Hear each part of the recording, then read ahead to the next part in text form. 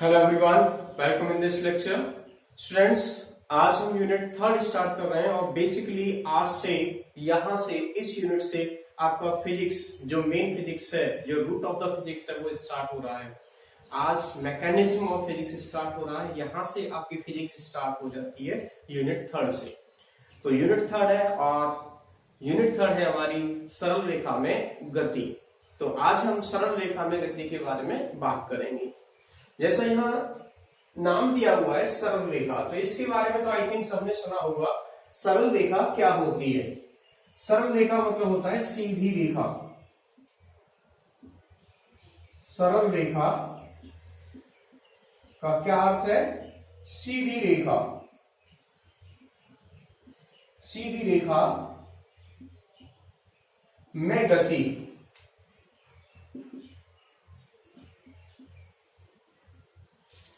यदि कोई भी वस्तु कार, ट्रक, स्कूटर, बाइक अगर सीधी रेखा में चल रहा है, ठीक है, स्ट्रेट लाइन में चल रहा है इस तरीके से, तो उसकी गति क्या कहलाती है? सरल रेखा में गति। इसका दूसरा नाम और होता है एक विमीय गति। अभी आगे सीखते जाएंगे धीरे धीरे। एक विमीय गति। एक विमीय का मतलब ये होता है यहाँ कि आपने निर्देशांक ज्यामिति 10th क्लास में थोड़ा सा पढ़ा होगा। वहां आपने सीखा था एक्स अक्ष, वाई अक्ष और जेड अक्ष, ठीक है। तो तीन निर्देश बिंदु होते हैं। एक एक्स कोऑर्डिनेट होता है, एक वाई कोऑर्डिनेट होता है और एक जेड कोऑर्डिनेट। सरल रेखा का मतलब ये है, अगर कोई वस्तु सरल रेखा में गति कर रही है तो उन तीनों कोऑर्डिनेट्स में से एक्स, वाई, जेड में से केवल एक कोऑर्डिनेट ही चेंज होगा, एक ही परिवर्तित होगा, बाकी दोनों नियत रहेंगी। तो इस प्रकार की जो गति होती है वो क्या कहलाती है? हमारी सरल रेखा में गति। देखें यहाँ पे सरल रेखा मतलब सरल रेखा देखो ऐसे हो सकती है, इस प्रकार सीधी रेखा हो सकती है, इस प्रकार से चल रहा हो। ये भी कोई सीधी रेखा है, ऐसे चल रहा है। ऐसा नहीं हो सकता इस केस में कि मान लो कोई वस्तु ऐसे जाती है फिर यूं आ गई। ये सीधी रेखा नहीं है तो एक वक्र है, तो ये सरल रेखी गति का उदाहरण नहीं है। इस प्रकार का अगर कहीं पे पथ दिया हुआ है तो वो हमारी वस्तु सीधी रेखा में गतिशील नहीं होगी। तो सबसे पहली बात क्या है? सरल रेखा क्या है कि वस्तु कोई सीधी रेखा में गति कर रही हो तो उसकी गति क्या कहलाती है? सरल रेखा में गति। सीधी रेखा में गति वस्तु द्वारा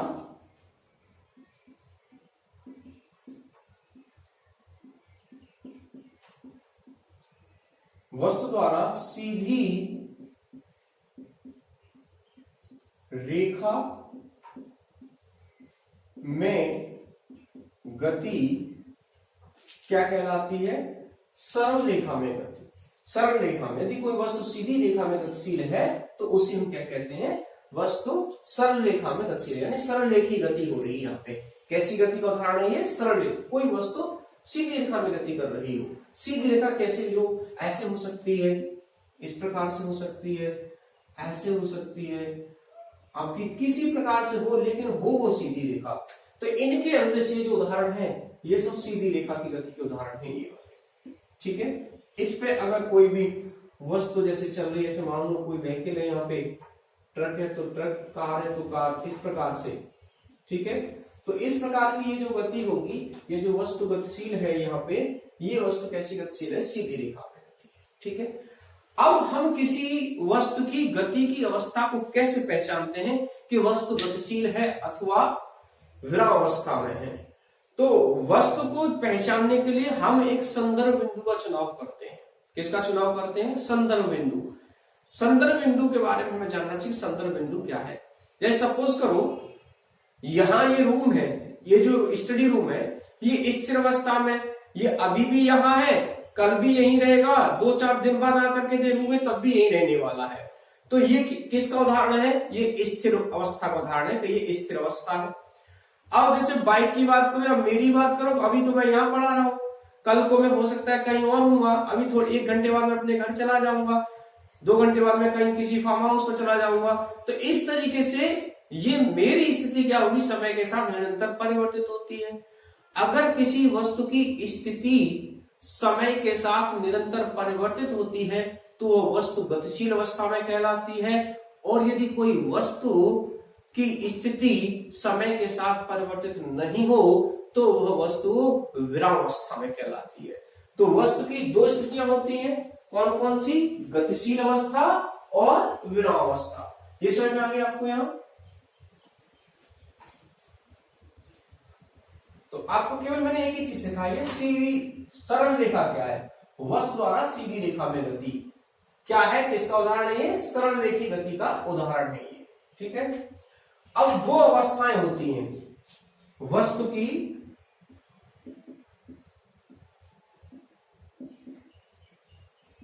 अवस्था। वस्तु की अवस्था होती है दो प्रकार की, या तो वस्तु विरामावस्था विरामावस्था होगी, या गतिशील अवस्था। वस्तु या तो विरामावस्था में होगी या गतिशील अवस्था में होगी।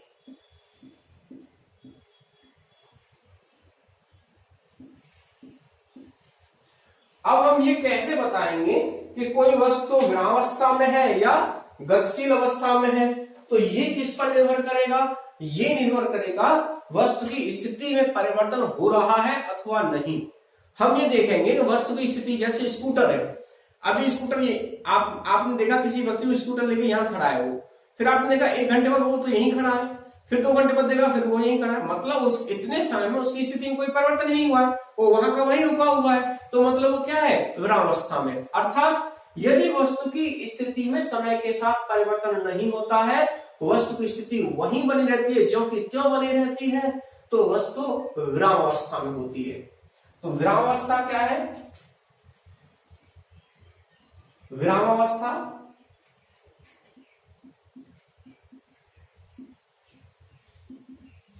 यदि किसी वस्तु की स्थिति, यदि किसी वस्तु की स्थिति में समय के साथ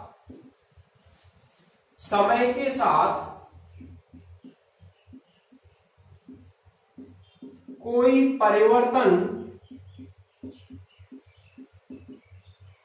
न हो तो वस्तु विरामावस्था। यदि किसी वस्तु की स्थिति में समय के साथ कोई परिवर्तन ना हो तो वस्तु की स्थिति विरामावस्था की स्थिति होती है, अथवा ऐसे कह सकते हो वस्तु विरामावस्था में होगी। वस्तु विरामावस्था में होती है। समझ में आया? मतलब वस्तु की स्थिति में, ये जो स्थिति है उसकी, वो ज्यों की त्यों बनी रहे, समय के साथ कोई परिवर्तन न हो, तब वह वस्तु किसमें होगी? विरामावस्था में कहलाई जाती है। ठीक है।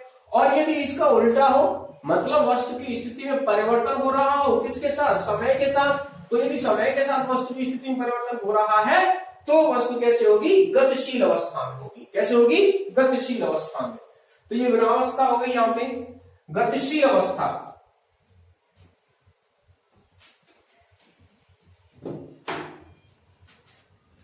इसको उठा रहे हैं यहां से।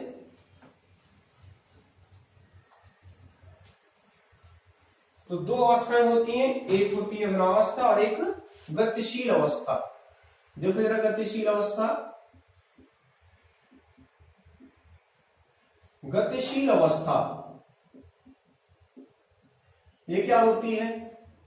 इसका और जस्ट रिवर्स है। यदि किसी वस्तु की स्थिति, यदि किसी वस्तु की स्थिति समय के साथ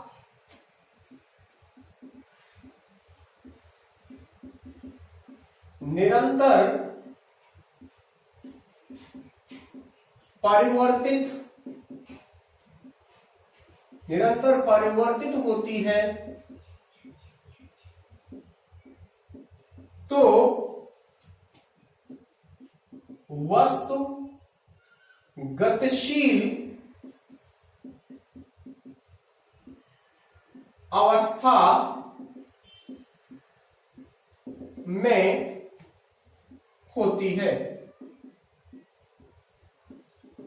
तो अब ये हम आसानी से बता सकते हैं कि सर कोई वस्तु विरामावस्था में कब कहलाएगी या कोई वस्तु गतिशील अवस्था में कब कहलाएगी। मतलब स्थिति में परिवर्तन हो समय के साथ तो गतिशील में होगी, और स्थिति में समय के साथ परिवर्तन नहीं होता है तो वह वस्तु क्या होगी, विरामावस्था में। जैसे कि हमसे कह दिया जाए कि सर इस रूम की स्थिति क्या होगी, विरामावस्था में है या गतिशील स्थिति, कौन सी स्थिति है इसकी, तो ये विरामावस्था की स्थिति है। हमारा कॉलेज, हमारा स्कूल किसका उदाहरण है, विरामावस्था का उदाहरण है। और हम सब आप लोग किसके उदाहरण है, गतिशील अवस्था के उदाहरण है। हमारा मन है, मन का एग्जाम्पल हो, जैसे अभी मैं यहाँ पढ़ा रहा हूँ इसके बारे में सोच रहा हूँ, अभी सपोज करो कोई टेस्टी डिश बनी है मैं उसके बारे में सोचने लगा हूँ। मतलब मन क्या है, गतिशील अवस्था का उदाहरण है। वो समय के साथ साथ उसकी स्थिति क्या होती रहती है, परिवर्तित होती रहती है। क्लियर। तो दो चीजें स्पष्ट हुई। अब बात आती है किसी वस्तु की अवस्था का पता कैसे लगाया जाए, मतलब अवस्था कैसे निर्धारण की जाती है। अवस्था का तो बता दिया कि मतलब अगर वस्तु की स्थिति में निरंतर परिवर्तन हो रहा हो तो वो गतिशील है, और वस्तु में स्थिति में परिवर्तन नहीं हो रहा तो विराम में है। लेकिन स्थिति का निर्धारण किसके सापेक्ष करोगे। सामान्यतः हम तो क्या करते हैं, हम इस जमीन के सापेक्ष स्थिति का निर्धारण करते हैं, ठीक है। तो स्थिति का निर्धारण करने के लिए किसी चीज की हमें आवश्यकता है, और वो क्या है, स्थिति का निर्धारण किया जाता है निर्देश तंत्र के सापेक्ष। यानी समुच्चय जो अक्ष है, उन अक्षों का ऐसा समुच्चय जिनके साथ एक समय मापक यंत्र रखा हो, उसे हम क्या कहते हैं, निर्देश तंत्र। तो किसी वस्तु की स्थिति का निर्धारण किसके सापेक्ष किया जाता है, निर्देश तंत्र के सापेक्ष किया जाता है। यानी ये तो जहां पे कमरे की बात हो गई, तो कमरा मेरे लिए क्या है, निर्देश तंत्र है, ठीक है। क्योंकि मैं कमरे के सापेक्ष गतिशील हो सकता हूं और इसके सापेक्ष विरामावस्था में भी हो सकता हूं, ठीक है। तो हमें वस्तु की स्थिति का निर्धारण किस बेस पे करना चाहिए, उसके लिए बात आती है। तो बात करते हैं किसकी, निर्देश तंत्र की। यानी वस्तु की स्थिति का निर्धारण किसके सापेक्ष किया जाता है, निर्देश तंत्र।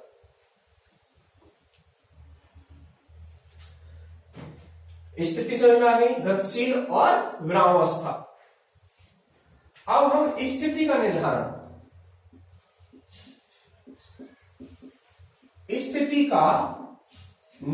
देखो एक एक चीज अच्छे से समझ के चलना है। यहां से एकदम बेस है, यहां आज इंट्रोडक्शन वीडियो है, ये कंप्लीट बेस मिलेगा यहां इस लेक्चर के अंदर। स्थिति का निर्धारण किस प्रकार किया जाता है, किसी वस्तु की स्थिति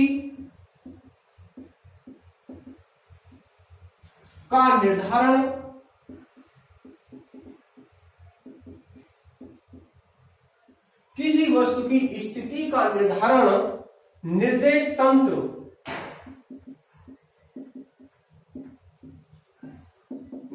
तंत्र के सापेक्ष किया जाता है।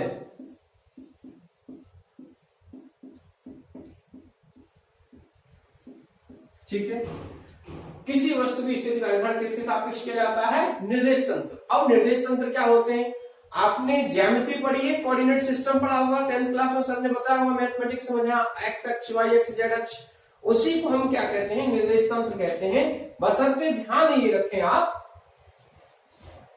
देखो ये इस प्रकार से, ये जेड अक्ष हो गया, यहां ये एक्स अक्ष है और ये वाई अक्ष है। ये इन अक्षों के जो कटान बिंदु है उसको मूल बिंदु ओ से लिखा जाता है, तथा इसके निर्देशांक क्या होते हैं, यहाँ इसके निर्देशांक लिखते हैं हम 0 0 0 से। ठीक है, अब यहां हम कोई भी वस्तु की स्थिति लें तो इस मूल बिंदु के सापेक्ष जो निर्देश तंत्र है ये वाला, उसमें मूल बिंदु संदर्भ बिंदु बन जाता है ये। ठीक है, निर्देश तंत्र के सापेक्ष और संदर्भ बिंदु कौन बनेगा इसमें, ये वाला मूल बिंदु। इसके रेस्पेक्ट में हम बात करते हैं, सामान्यतः इसी की बात की जाएगी। अगर नहीं बताया गया तब भी ध्यान रखना कि निर्देश तंत्र हमारा यही होगा, संदर्भ बिंदु जिसमें क्या होगा, मूल बिंदु। ठीक है, अब किसी वस्तु की स्थिति का निर्धारण हम इस मूल बिंदु के सापेक्ष करेंगे। मान लो कि यहां पर कोई स्थिति है, किसी की कोई वस्तु यहां पर है बिंदु P1 पर, किसी समय T1 पर। ठीक, इसके निर्देशांक मान लो x1 y1 और ये z1 है। T1 समय पर किसी वस्तु की स्थिति यहां पर है T1 समय पे। ठीक है, T2 समय पर कुछ समय पश्चात वस्तु की स्थिति यहां आ जाती है। मान लो ये P2 बिंदु पर पहुंच जाता है, जिसके निर्देशांक है x2 y2 और z2। x2 y2 z2,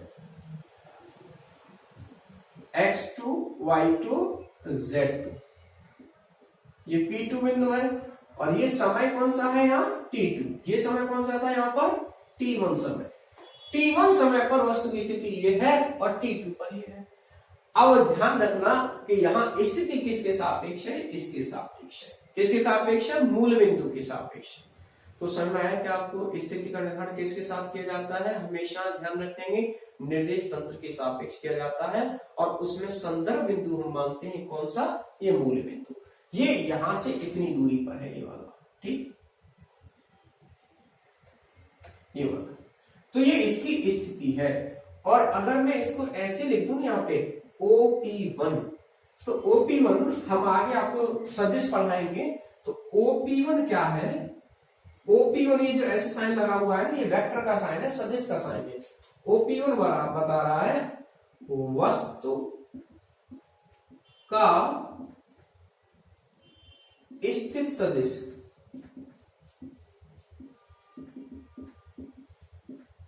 स्थित सदिश है OP1 समय T1 पर, T1 समय पर।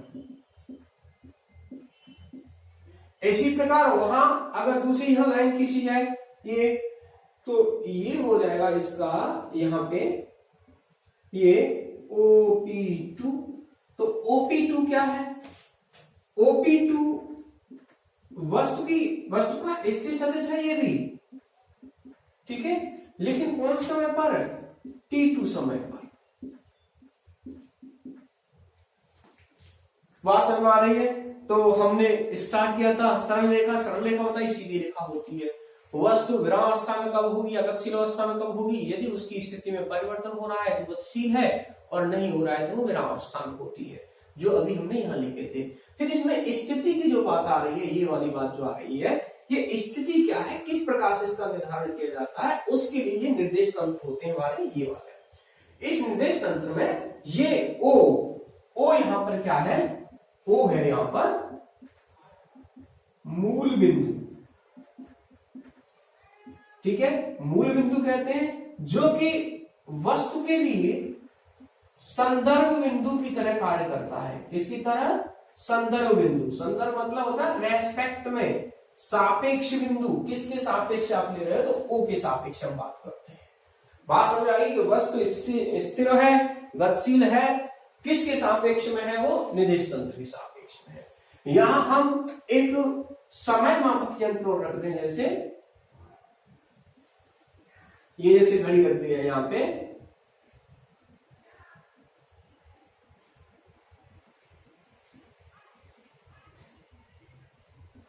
ठीक है, तो अब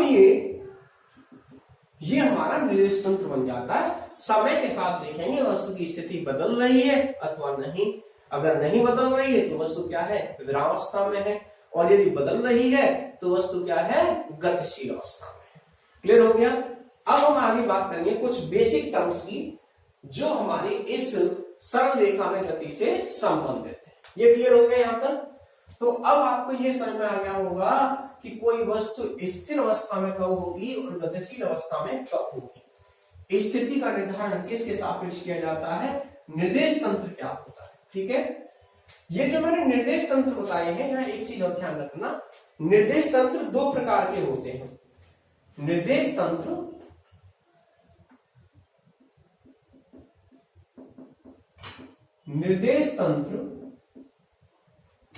दो प्रकार के होते हैं।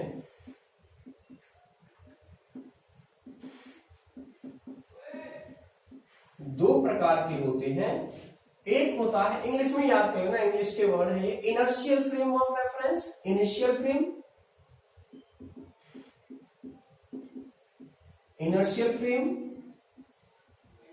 और एक होता है नॉन इनर्शियल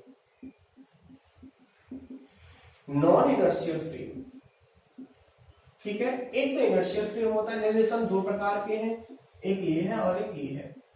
अब इन दोनों में अंतर क्या है, इसमें अंतर ये है कि ये जो निर्देश तंत्र है, या तो ये विरामावस्था में है, ठीक है, या एक समान चाल से गतिशील है, मतलब ये त्वरण रहित है। ऐसा निर्देश तंत्र जिसका त्वरण शून्य, देखिए विरामावस्था में तब भी त्वरण शून्य होगा, एक समान चाल से चल रहा तब भी त्वरण क्या होगा, शून्य, जिसका त्वरण शून्य हो, ठीक है, इनर्शियल फ्रेम कहलाता है। ठीक है, ऐसा निर्देश तंत्र जिसका त्वरण शून्य होता है वो क्या कहलाता है, इनर्शियल फ्रेम।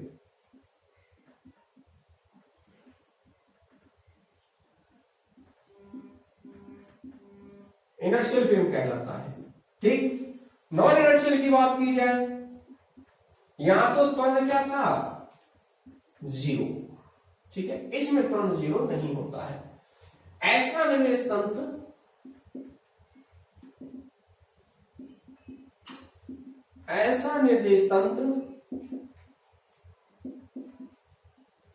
जिसका, या ऐसा निर्देश तंत्र जो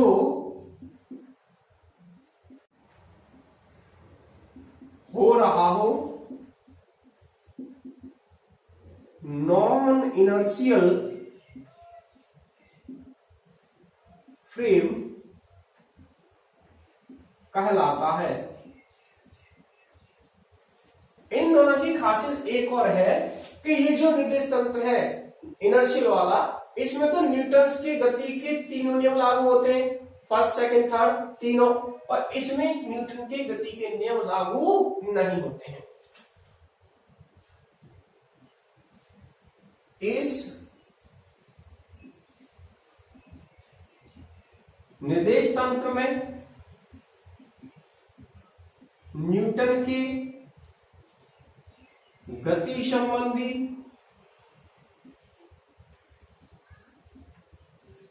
संबंधित तीनों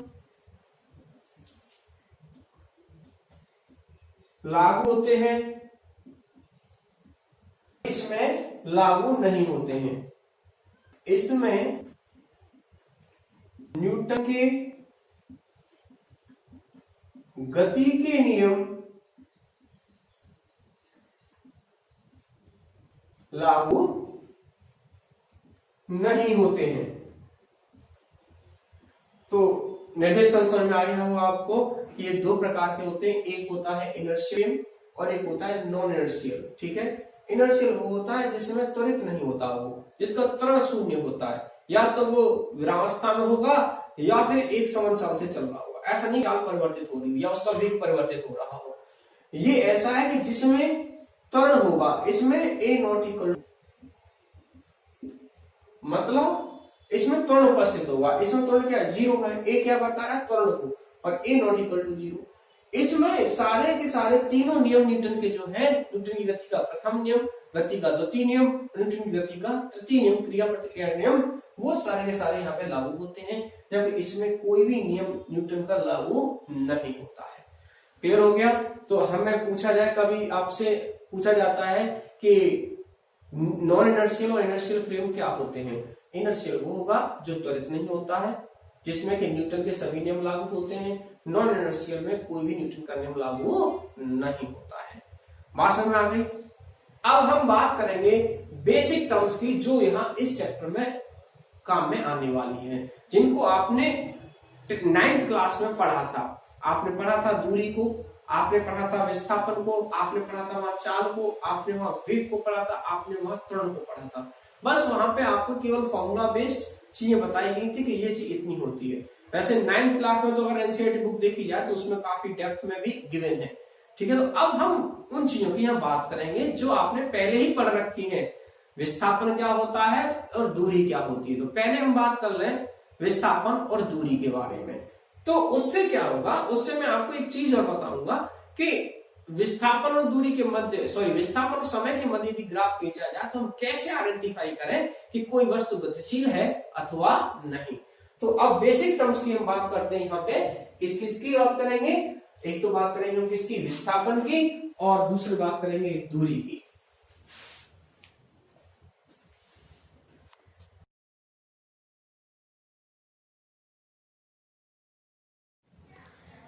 ओके, तो अब हम बात करेंगे इन बेसिक टर्म्स की, दूरी तथा विस्थापन। आपने पहले भी 10th क्लास में पढ़ा, 9th क्लास में पढ़ा है, सॉरी। तो दूरी और विस्थापन में बेसिक सा अंतर क्या है। दूरी एक अदिश राशि होती है और विस्थापन सदिश राशि है। दूरी कैसी है, अदिश राशि है, और विस्थापन कैसी है, सदिश राशि है। तो एक एक टर्म को डिफाइन करते हैं। पहले दूरी को डिफाइन कर लेते हैं। दूरी क्या होती है, डिस्टेंस। दूरी किसी वस्तु द्वारा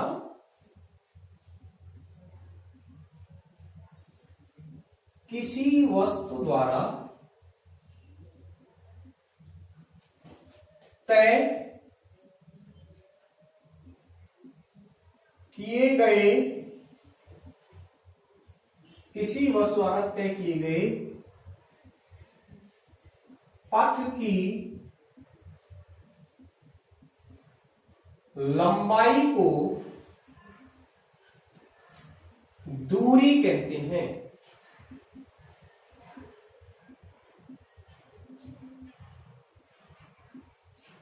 किसी वस्तु द्वारा तय किए गए पथ की लंबाई को क्या कहते हैं, दूरी। यह एक अदिश राशि होती है। कैसी राशि है, अदिश राशि।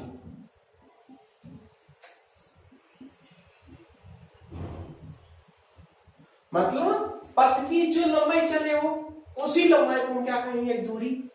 जैसे फॉर एग्जाम्पल बात की जाए, मान लो ये कोई वृत्त है जिसकी त्रिज्या मान लो 7 मीटर है। ठीक, अब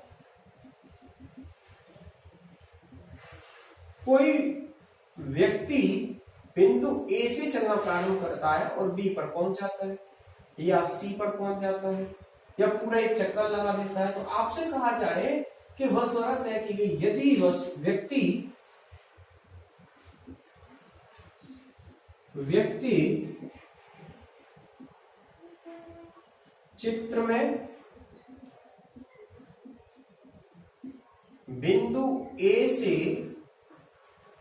बी पर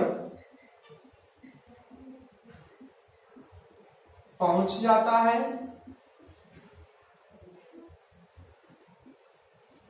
तो वस्तु द्वारा व्यक्ति द्वारा तय की गई दूरी ज्ञात कीजिए। दूरी ज्ञात कीजिए, तो कैसे ज्ञात करोगे, यहां से बताओ जरा मुझे। व्यक्ति ने क्या किया होगा, वो यहां से यहां तक चला के ये दूरी पता, पथ की लंबाई चाहिए हमें यहां से यहां तक की। तो ये दूरी कितनी होगी, देखो आपको पता है, अगर पूरी परिक्रमा लगा लेता है, पूरा चक्कर कर लेता तो रथ की परिधि के बराबर हो जाता है 2πr के बराबर। लेकिन ये तो उसका एक चौथा ही भाग है। व्यक्ति द्वारा सॉल्यूशन करना है यहाँ पे, व्यक्ति द्वारा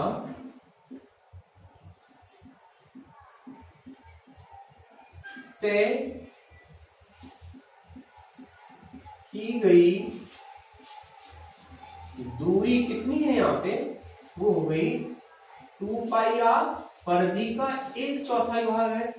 सही है ना, देखो 1/4 भाग तो तय किया उसने ये, वरना पूरा तो परिधि बराबर हो जाता। तो यहाँ हमारा क्या आंसर हो जाएगा, ये मान रखें तो 2 गुणा पाई की वैल्यू 22/7, और ये 4 नीचे है ही, 8 हमारा 7 है, 7 से 7 कट गया, 2 से 2 बार, तो ये 11 मीटर आ गया। अगर ये मीटर में था तो आंसर क्या आ गया हमारे यहाँ पे 11 मीटर। ठीक है, इतनी दूरी उसने तय की व्यक्ति ने। अब बात करते हैं विस्थापन की। सेकंड टर्म क्या है हमारे यहाँ पे, विस्थापन। तो विस्थापन को देखिए,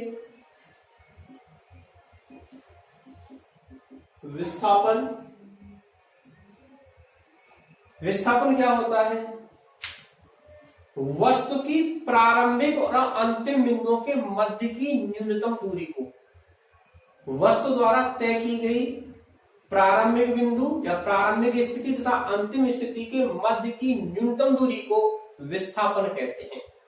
वस्तु द्वारा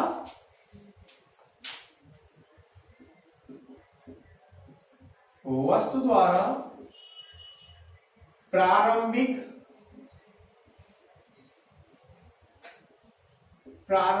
व अंतिम बिंदुओं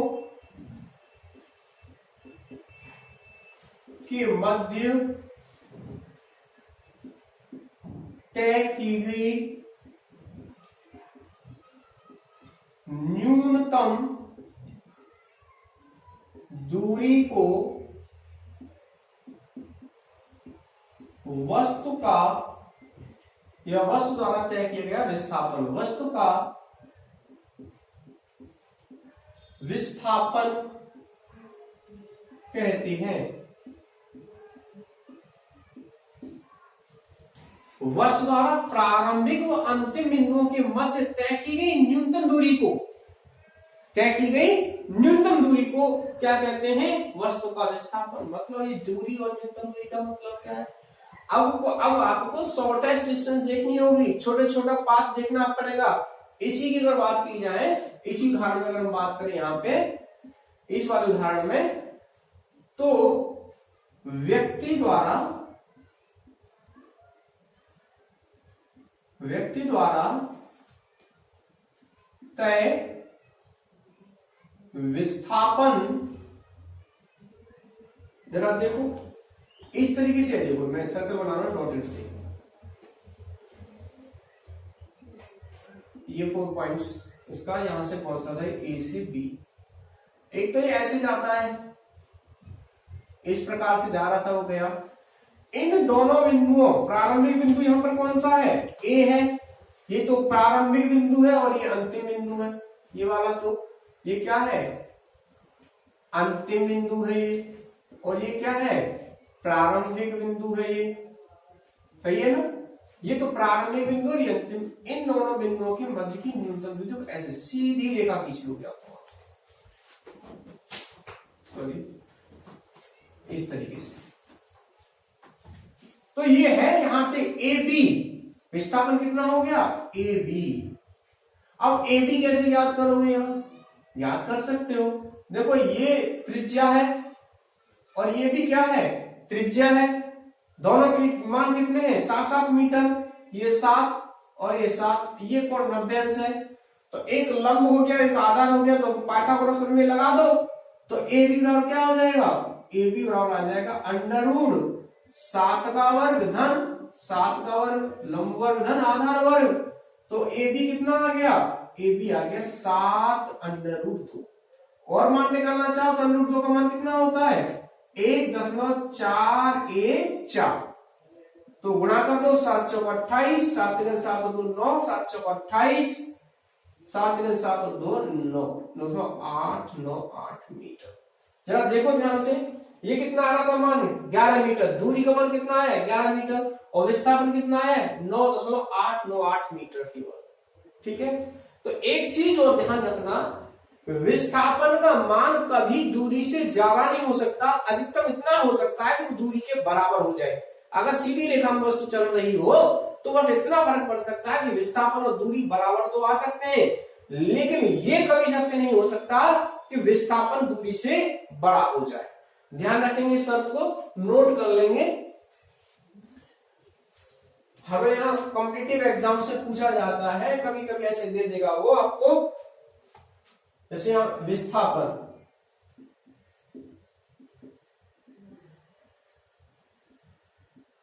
मतलब इसका परिमाण बताया, आंकिक मान इसका, ठीक है, बराबर होगा या छोटा होगा, इस प्रकार से बराबर होगा या छोटा होगा, किससे, दूरी से।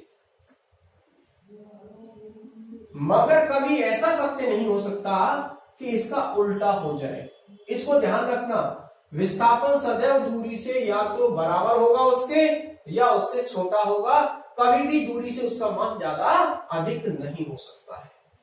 तो समझ में आया कि आपको क्या क्या चीजें मैंने बताई आपको? एक तो मैंने बताया आपको दूरी और दूसरे बताया आपको विस्थापन।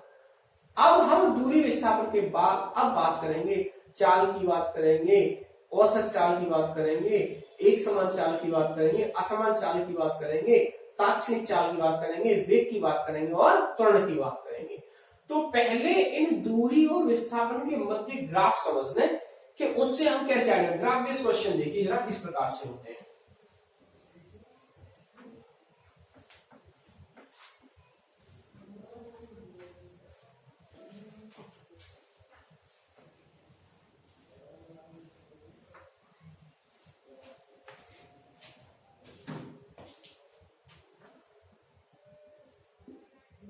विस्थापन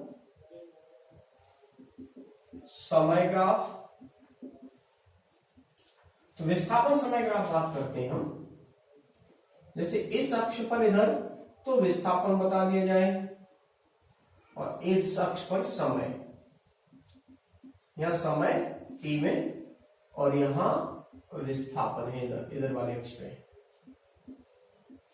ये विस्थापन है, ये मूल बिंदु है, ठीक है। अब मुझे एक चीज बताना आप, मैं एक ग्राफ खींच रहा हूं यहां पे, ये सीधी रेखा खींची है, ठीक है। एक ग्राफ तो मैंने ये बना दिया, एक दूसरा ग्राफ और बना रहा हूं मैं यहां पे।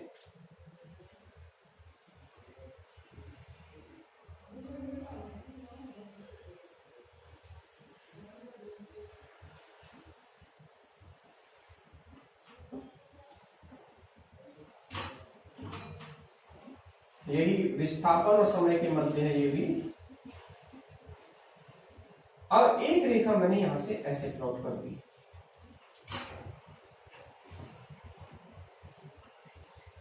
ये ऐसे रेखा प्लॉट कर। ये वाला ग्राफ क्या बता रहा है ये बताओ मुझे, ये वाला ग्राफ क्या, इस ग्राफ में ये मैंने जो रेखा खींची ये बताओ कि विस्थापन बदल रहा है समय के साथ या नहीं बदल रहा? नहीं बदल रहा। देखो वस्तु की स्थिति जो की त्यों बनी हुई है, वो परिवर्तित ही नहीं हो रही है। जब परिवर्तित नहीं हो रही है तो ये वाला ग्राफ बता रहा है वस्तु समय के साथ स्थिति जो की त्यों है, स्थिति परिवर्तित नहीं हो रही है, विस्थापन जो का त्यों बना हुआ है, तो वस्तु कैसी होगी, विरामावस्था में।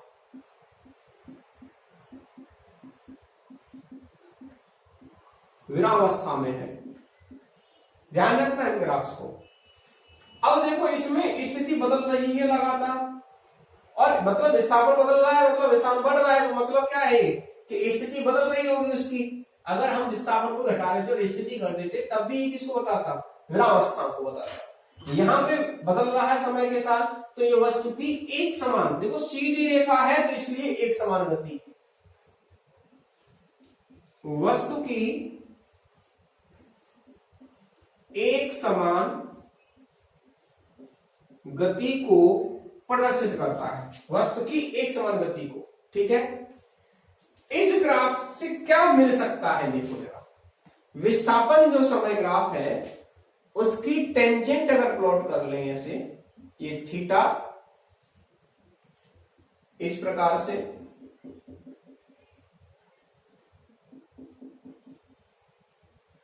तो इस ग्राफ से देखो जरा में क्या मिल सकता है, उपरोक्त ग्राफ से, देखो ये तो क्या था, विराम में था, जैसे तो मिलने वाला ही नहीं है। अब ये वस्तु क्या है, गतिशील है, तो उक्त ग्राफ से देखो क्या मिल रहा है, उपरोक्त ग्राफ से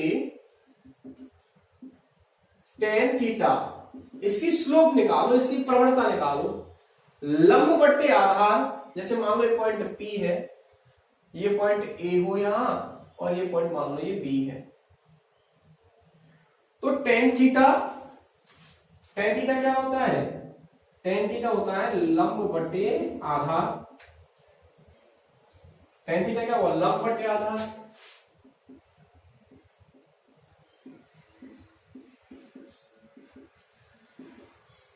तो यहां देखो लंब कितना है, ये है, मतलब OB,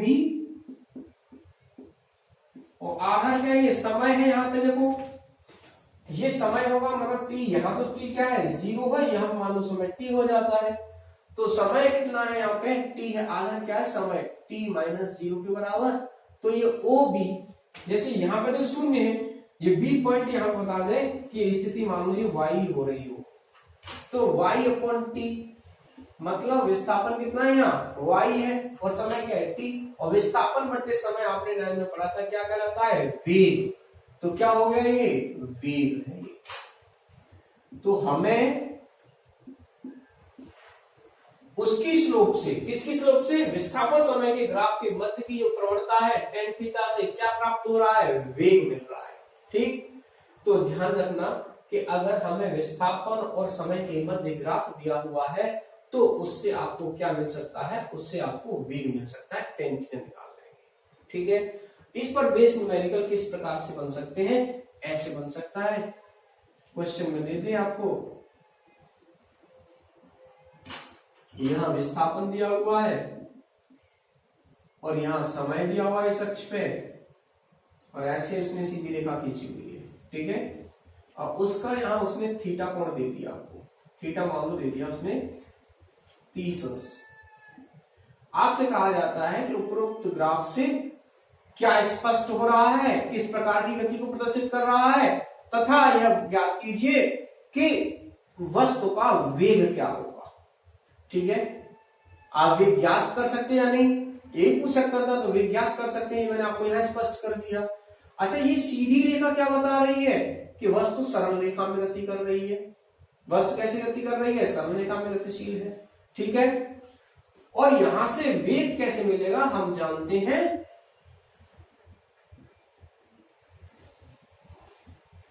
विस्थापन समय ग्राफ की प्रवणता वेग के तुल्य होती है। किसके तुल्य होती है, वेग की। तो जब भी विस्थापन यहां पे दिया था आपको tan कितना हो गया, तो वेग कितना हो गया, यहां से वेग मिल गया tan 30°। का मान देखो, sin 30 1/2, और वो कितना होता है, √3/2, 1/√3। तो ये कितना आ गया, 1/√3 मीटर प्रति सेकंड। ये वेग आ गया। चीज स्पष्ट हुई थी, तो बात वहीं पर खत्म कर सकते थे हम, कि आपको विस्थापन बढ़ा देते और दूरी बढ़ा देते, एक एग्जाम्पल करा दिया, खत्म। आपको ये पता ही नहीं लगता कि विस्थापन के आधार पे आप किस प्रकार से बताते हैं कि वस्तु विरामावस्था में है या एक समान गति से गतिशील है। एक समान गति से गतिशील है तो वो ग्राफ हमें क्या प्रदर्शित करता है, वो हमें वेग को बताता है कि वस्तु का वेग क्या है। अब देखो दूरी समय के मध्य ग्राफ हो, किसके मध्य, दूरी समय, तो कुछ नहीं बदलता, यहाँ ये विस्थापन के पे दूरी आ जाएगी, समय जो रहेगा समय में यहाँ भी दूरी आ जाएगी। तो ये वस्तु की एक समान गति को ही प्रदर्शित करेगा वो भी, और यहां अगर उसकी, ये हटा देते हैं विस्थापन को यहां से, दूरी समय ग्राफ की बात कर रहे हैं हम। किसकी बात करेंगे, दूरी समय ग्राफ, दूरी समय ग्राफ। तो यहां दूरी आ गई। ठीक है, वस्तु अभी भी वही है, दूरी बदल नहीं रही है वस्तु की, जब दूरी नहीं बदलेगी, ठीक है, तो मतलब स्थिति नहीं बदल रही होगी इसकी, तो क्या है, विरामावस्था में है। ऐसे यहां पे भी अगर दूरी है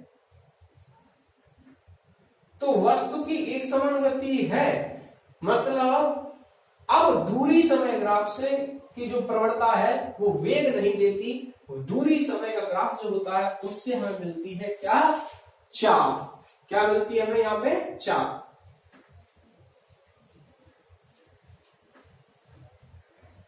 टेन थीटा बराबर, ये दूरी है यहां पे, ये क्या है यहां, दूरी, और ये क्या है, समय।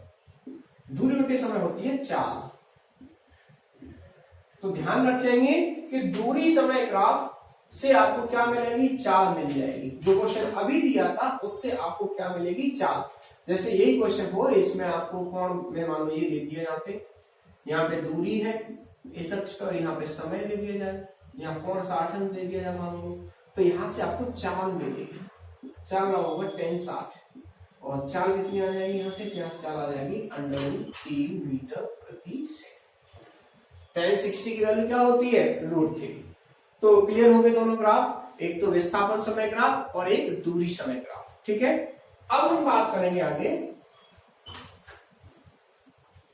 एक न्यूमेरिकल प्रॉब्लम और डिस्कस करते हैं। आप उसमें बताएंगे अलग अलग कि दूरी क्या है और विस्थापन क्या है। ठीक है, मैं एक डायग्राम बना रहा हूं यहाँ पे, बहुत अच्छा सा क्वेश्चन है।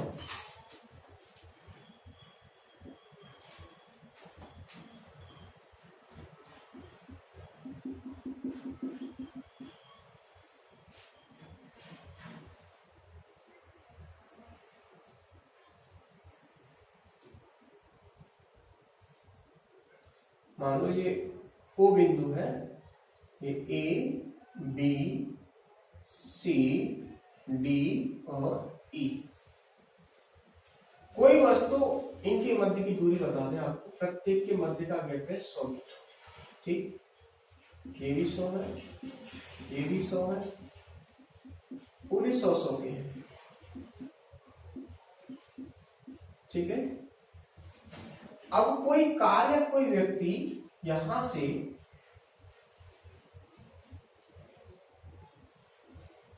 ये कार यहां से चलना प्रारंभ करती है बिंदु O से। बिंदु O से चल करके वो पहले इन सब से होती हुई E पर पहुंचती है।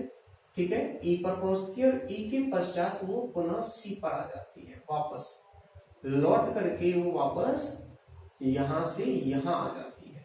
ठीक है, तो मैं लिख रहा हूं यहां चित्र में, कार बिंदु O से चलना प्रारंभ करती है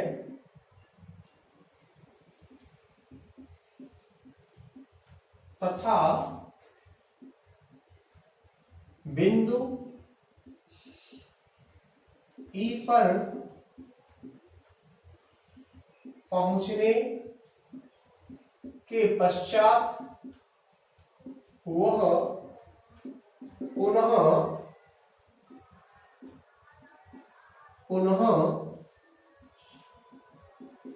बिंदु कहां आ गई है, C पर पहुंचती है, पहुंच जाती है।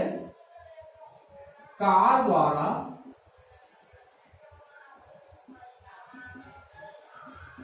तय नंबर 1 दूरी, नंबर 2 विस्थापन ज्ञात कीजिए।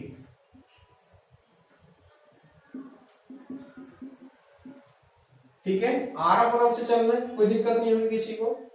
क्वेश्चन आप धीरे धीरे पेन से लेकर के अच्छे से डायग्राम बना करके नोट करते जाए चीजों को। ठीक है, वीडियो को पॉज करो और आसानी से आराम से नोट करके भी चीजों को सॉल्व करेंगे। अब मैंने दूरी क्या बताया था, आपको बताया था दूरी होती है वास्तविक पथ की लंबाई, यानी जितनी इसने चली है। तो दूरी के लिए क्या किया कि ये पहुंच गई तो इतनी चली है, फिर ये ऐसे आई है यहां तक। तो बात समझ आ रही है आपको? तो दूरी क्या होगी इस केस में, दूरी होती है तय किए गए पथ की कुल लंबाई। तो यहां से तय पथ की लंबाई कितनी है, OA plus A B plus B C plus C D plus D E plus E D plus D C. वहां से तो लौट के आ रहा है ना। तो कितने सारे 100 100 100, ये भी 100, 1 2 3 4 5 6 7, तो कितनी आ गई आंसर यहाँ से 700 मीटर। ठीक है, अब इसी में आपसे पूछा जाए, विस्थापन पूछा गया है, दूरी पहले दूरी पूछी गई थी और दूसरे वो क्या कर रहा है आपसे, विस्थापन की बात कर रहा है। तो विस्थापन क्या होगा, सेकंड पॉइंट, कार द्वारा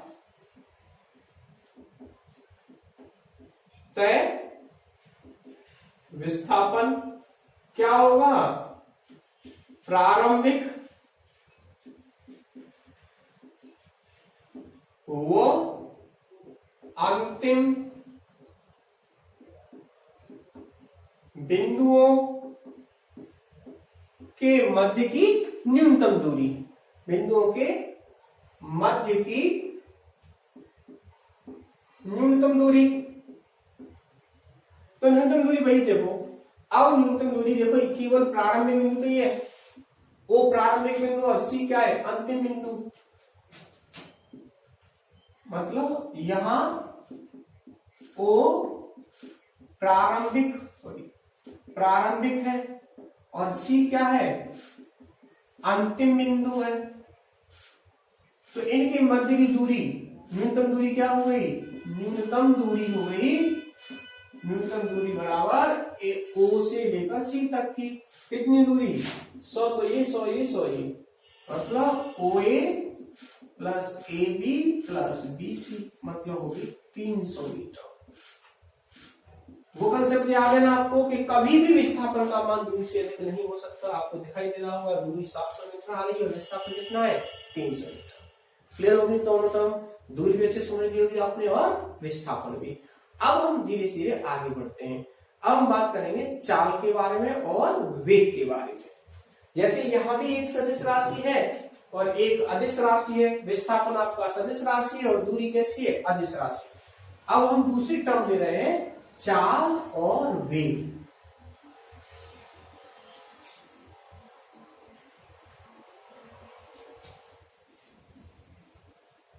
चाल तो अदिश राशि है, तो वो दूरी के साथ डिफाइन की जाती है, किसके सापेक्ष, दूरी के साथ में। तो चाल तथा वेग, बेसिक परिभाषाएं तो आपने 9th क्लास में पढ़ी हुई है अच्छे से। चाल क्या होती है, एकांक समय में किसी वस्तु द्वारा तय की गई दूरी को ही उस वस्तु की क्या कहते हैं, चाल कहते हैं। तो पहले इनकी परिभाषाएं पढ़ लेते हैं। चाल क्या है,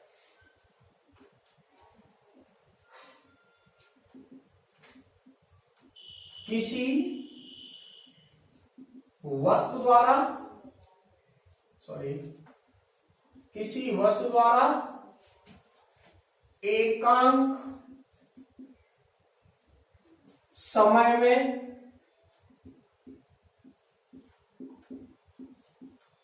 तय की गई दूरी चाल कहलाती है। दूरी वस्तु की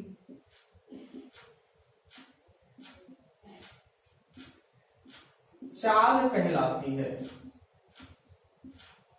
ठीक है, सूत्र क्या है, सूत्र होता है इसका, चाल बराबर दूरी बटे समय।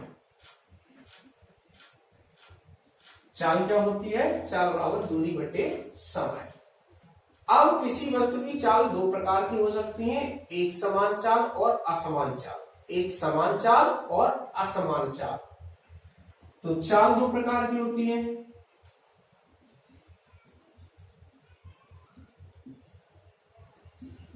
समान चाल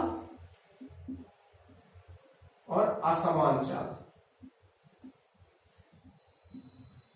ये क्या होती हैं, एक समान चाल की बात करते हैं। एक समान चाल, ये क्या होती है एक समान चाल? एक समान चाल होती है यदि कोई वस्तु समान समय अंतरालों में समान दूरी तय करती है तो वस्तु की चाल एक समान चाल कहलाती है। समान समय अंतरालों में समान दूरी तय करे, ठीक है, समान समय अंतराल में समान दूरी तय करती है तो उसको क्या कहते हैं? एक समान चाल, वस्तु की चाल। यदि कोई वस्तु समान समयांतराल में समान दूरी तय करती है तो वस्तु की चाल एक समान चाल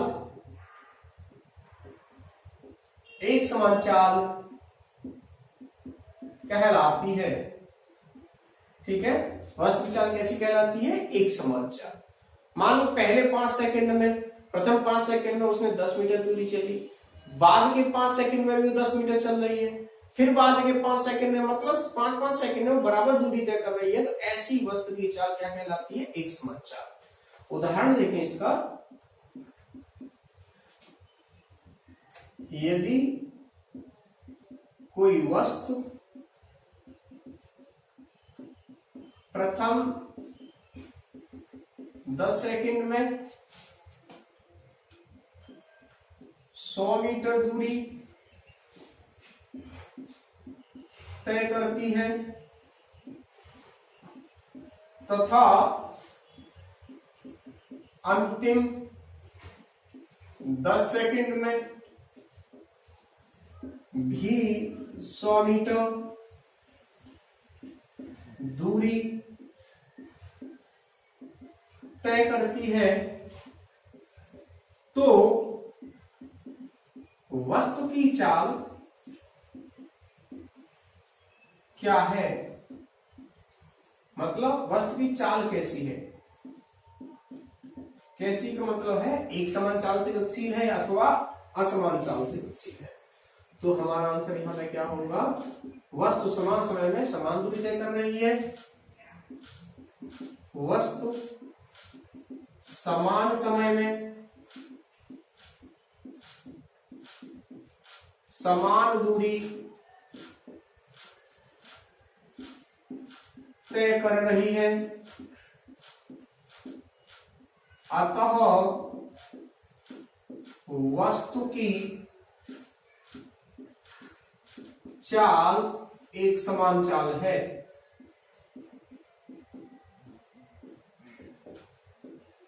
ठीक है, तो वस्तु की चाल कैसी है? एक समान चाल है।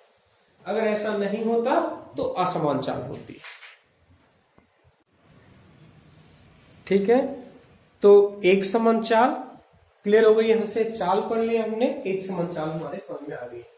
और हम बात करें असमान चाल की, तो असमान चाल में क्या अंतर है कि यदि कोई वस्तु समान समय अंतराल में असमान दूरी तय करे अथवा असमान समयों में समान दूरी तय करे, वाइस वर्सा करो, यहां से चेंज बस। समान समय अंतराल में असमान दूरी तय करती है तो वस्तु की चाल असमान चाल कहलाएगी। कैसी कहलाएगी? असमान चाल। तो असमान चाल की बात करते हैं, यहां से अब हम यहीं पे कर दे रहे हैं असमान चाल।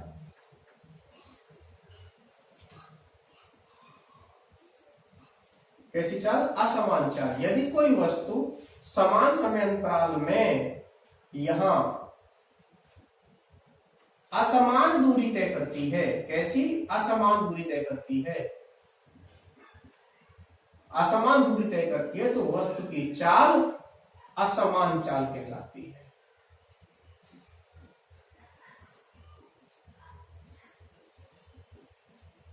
असमान चाल कहलाती है। ठीक है, जैसे कि ये जो क्वेश्चन है इसी में अगर चेंज कर ले, पहले 10 सेकंड में 100 मीटर चल रही है, दूसरे 10 सेकंड में मान लो वो 200 मीटर चल देती है, तय करती है, तो वस्तु की चाल कैसी है? वस्तु समान समय में असमान दूरी तय कर रही है। समान समय में असमान दूरी तय करती है। अतः वस्तु की चाल कैसी है? वस्तु की चाल अतः वस्तु की चाल असमान चाल है। देखो ब्लैक पेन से वहां मैंने जहां नोट किया वही परिवर्तन आए केवल, बाकी मैंने जब करते वहीं से कॉपी कर दिया है। ठीक है, आप ऐसा नहीं करेंगे, आप तो अपने नोट्स में अलग से लिखोगे भाई, असमान चाल हेडिंग डालोगे वहां उसको लिखोगे। ठीक है ना, ऐसा नहीं करोगे। मेरा तो इरेज हो सकता था, आप ना इरेज करके वही ज्वाइन कर लो, फिर आपको असमान चाल पढ़नी होगी, असमान चाल पढ़नी होगी। ठीक है ना, आप अलग से नोट करोगे उसको। तो असमान चाल ये होगी यहां से, तो ये इसका उदाहरण है। अब बात करते हैं चाल के बारे में, बात करेंगे अभी। दो चाल और बची हुई है, आपने सुना होगा औसत चाल तथा तात्क्षणिक चाल। औसत चाल तथा तात्क्षणिक चाल। औसत चाल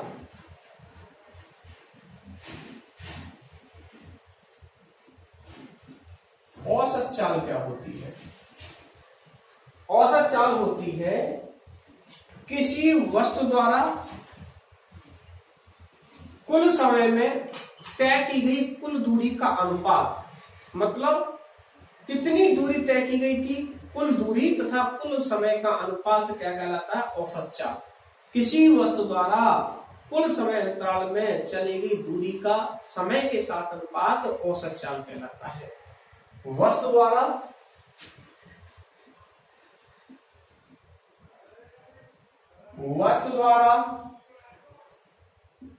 कुल समय में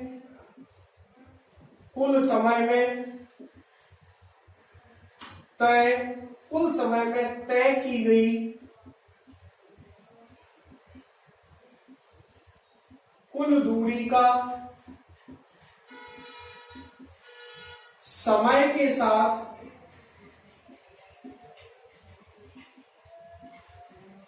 अनुपात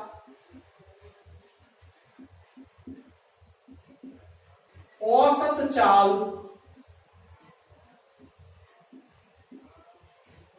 कहलाता है।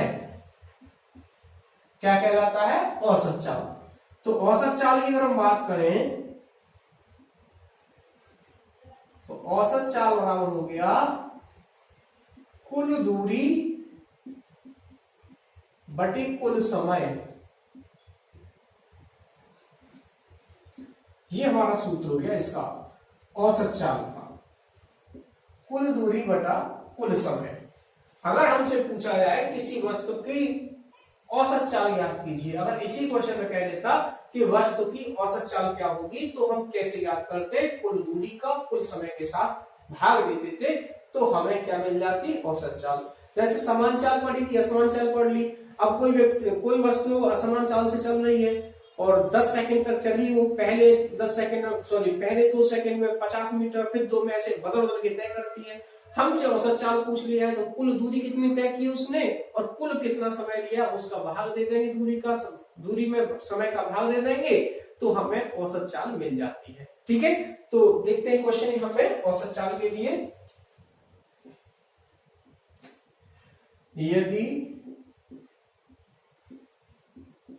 कोई वस्तु प्रथम, द्वितीय व अंतिम 5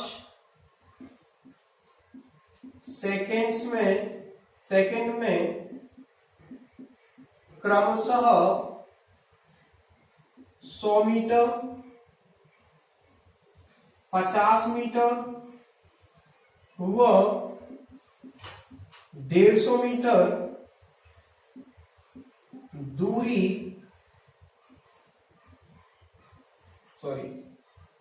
दूरी तय करती है, तो वस्तु की औसत चाल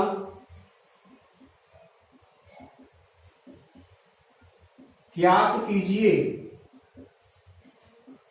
औसत चाल याद करनी है तो कैसे याद कर लोगे, मैंने क्या बताया है, कुल दूरी जोड़ दो और कुल समय जोड़ लो, दोनों का भाग दो, दूरी में समय का क्या कर दोगे आप, भाग दे दोगे केवल। तो यहाँ पे वस्तु द्वारा तय की गई दूरी कुल कितनी है, सॉल्यूशन में पहले कुल दूरी, तो या तो सूत्र लिख दो, औसत चाल बराबर क्या होगा, कुल दूरी बटे कुल समय। ठीक है, कुल दूरी देख लो कितनी है, वस्तु की कुल दूरी हो गई यहां से देखो 100, 50 और 150, 100 प्लस 50 प्लस 150, तो ये 200, 100, 300, 300 मीटर। कुल लिया समय कितना है, 5-5 सेकेंड है, 15 सेकेंड हो गया। तो औसत चाल क्या हो गई, अतः वस्तु की औसत चाल बराबर हो गई 300 बटे 15, 15 दूनी 30, 20 मीटर प्रति सेकंड। एक सेकंड में कितनी तय कर रही हो, औसत चाल अगर देखी जाए तो 20 मीटर तय कर रही है। चाहे उसने पहले एक्सीलेटर कम रखा है, पहले ज्यादा था फिर कम कर दिया फिर और ज्यादा कर दिया, लेकिन एवरेज वैल्यू क्या निकल के आई, 20 मीटर प्रति सेकंड के हिसाब से। एक चाल और बची है तात्क्षणिक चाल, वो आपको अभी समझ में नहीं आएगी, जब आप वेग पढ़ लेंगे, वेग जब पढ़ लोगे तब आपको समझ में आएगी तात्क्षणिक चाल। वैसे मैं यहां परिभाषित किए देता हूं उसको, तात्क्षणिक चाल।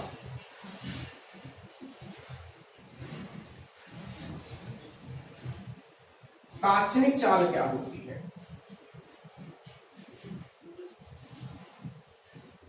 वस्तु के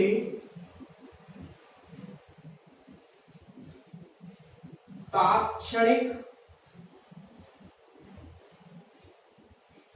वस्तु के तात्क्षणिक वेग के परिमाण को ही वस्तु की तात्क्षणिक चाल कहते हैं। तो तात्क्षणिक चाल क्या होती है, किसी वस्तु के तात्क्षणिक वेग का परिमाण, जो तात्क्षणिक वेग का परिमाण होगा वस्तु के का, केवल परिमाण, ठीक है, दिशा नहीं, कोई परिमाण को ही वस्तु की क्या कहते हैं, तात्क्षणिक चाल कहते हैं।